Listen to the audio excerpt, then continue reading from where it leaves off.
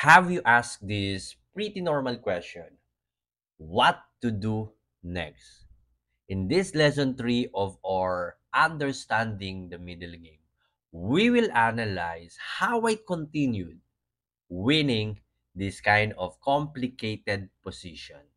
All right, let's study and analyze this position. And our goal for our lesson 3 is to eliminate moves: good, better, and best move. And in this lesson 3, in this position, we will learn the importance of the silent move or the timing move, or we also called it tempo. As you can see, this f6 pawn is attacking the knight on g4, g5, and the pawn on e5. The first reaction or first response, instinct would tell us to move away every time we are under attack. That is pretty normal. But sometimes we are considering the so-called counter attack, meaning you gotta go aggressively against the attack of your opponent. For example, this f6 is, attacking. I also mentioned that one and this one. White has a choice to move away the knight by, that's a normal reaction, moving away, or e takes f6 and giving away your bishop. Now you have three choices here: moving away your knight, going to f3 or e4, or would decide to give away your bishop. And the problem of giving away your bishop is you must be accurate. You have to find every single good move, and you need to find the sequence. If you rumble the moves, it's the sequence of move, that would be a total loss for white because you're gonna sacrifice your bishop. But before we discuss the sacrifice bishop, let's go and check by moving away our knight. Knight to f3. Let's go first going to knight f3 and then e4, g5. Counter attack. By moving knight to f3, will give black a chance to counter attack. g5 attacking the bishop on f4. Of course, you have to move h2, not here because knight takes bishop and black will smile for sure. Black will continue by moving g5 to g4, attacking the pawn on h3 and the knight on f3.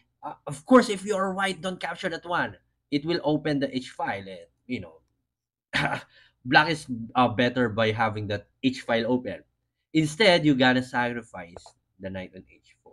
Once again, if you will sacrifice a piece, make sure you understand the position well and the sequence of move, or else you're gonna lose the game since you sacrifice a piece.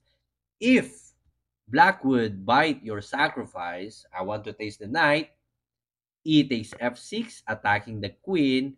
If queen f7, there is a queen e5, targeting the b8 square, checkmate because of the rook covering the d file. You cannot just go here. Now, knight a6, covering the b8 and c7. If you are white, how will you continue the attack? You may pause the video to analyze this more. If you are ready, let's go. Knight to a4, just silent move, but will give a move checkmate. So black has no choice but to give the pawn check. Goodbye, queen. Let's go back to our not original position, but after the knight takes h4. So the knight 8 takes h4 is a bad move. Instead, move g3. Why? Because after bishop takes, knight takes, queen takes e5, and black is happy to have this kind of position. At least white is still better, but can now breathe, and like, okay, I'm okay with that one. If you're playing black, you will be happy having this kind of position. Now, let's go back a bit. What if knight h4 takes f5? There's an in between move. Check, capture, and capture. Black is pissed up now, so be mindful of that kind of in between move. So knight going to f3 is not the best move, but at least a good move. Why? Because white will just give a chance for black to go g5, g4, g3, a counter attack.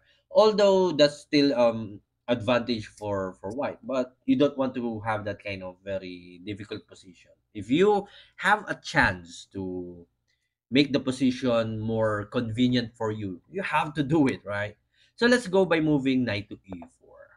So according to engine, h4. But let's go with more human move. Knight takes e4. For this one, queen takes e4, f takes e5, bishop takes e5, and let's go by moving queen b6. Why? Because if you will just, for example, go here, queen e7, still, the knight going to a4, attacking the b6, same idea, goodbye queen, like what happened earlier.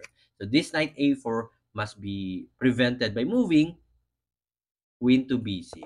Still knight a4, attacking the queen. Let's go by queen a7. And here, once again, you have to find the silent move of white. You may pause the video to analyze it more, and you have to squeeze your mind. What is the silent move? What is the timing move of white in order for white to really win this one? If you are ready, let's go by moving bishop f4. Why not bishop h2? Why bishop f4? Because this bishop f4 is covering the h6. What's with the h6? Because just imagine this queen will capture this one. There is no way for black to protect this one. The only move is rook h6. Since you have your bishop takes, rook takes, and this is a checkmate. Just bishop f4 and everything is all good for white. Let's go back to our original position. So meaning knight e4 is a good choice. Just make sure you have to find the knight e4 and the bishop f4 silent move in order for you to maximize the advantage. So let's go and check this crazy line. E takes f6, sacrificing the bishop on f4. Once again, this is another way of understanding the importance of the silent move. Queen takes f4, knight takes e6, no attacks. Black is forced to capture that one. Queen takes e6, king b8. It seems like black is now escaping king a7, and here you have once again to find the silent move of white, or else that would give a lose for white. If you think knight a4 is the best, like this is the usual move that we've been discussing, knight to a4, the problem for this one is this: bishop to c5, and if knight takes c5,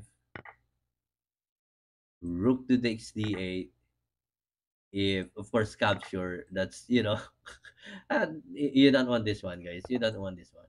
You don't like this one. You don't like that one. So after rook takes d8, queen e1, protecting the back rank at the same time, of course. So queen takes a4. So queen c7, if of course if you're gonna go here, and then knight takes g7, that's easy. If knight e6, just rook e8, pinning down, and black is winning. So let's go back to this position. Knight a4 is not the good move for white. What do you think is the move that would give white a clear advantage? Like continue the winning position. Knight to e2. Wow, this is so beautiful. Knight to e2, just attacking the queen at the same time, covering the c1 to avoid the perpetual check. That is so good. Knight to e2, and guys, where this queen will go? Can here cover, can here, of course, rook. Here, queen c7, b8 rook, queen g5, queen h6. Let's go by moving queen c7. This is the more logical. Why? Because you are attacking the rook at the same time covering the a5 pawn. But after of rook d7, queen b6, queen takes f5. Imagine, little by little, white is winning the position. G takes f6, queen takes f6, rook g8, and just going back to knight c3. After of sacrificing your bishop, white will be able to retake it again and will be having this kind of, very smooth position for white. So this is the original position. So do you think what is the best move, better move, and good move? Is the knight f3 good, best, better, the knight e4, or the very aggressive e takes f6? And if you are white here, which move you gonna choose?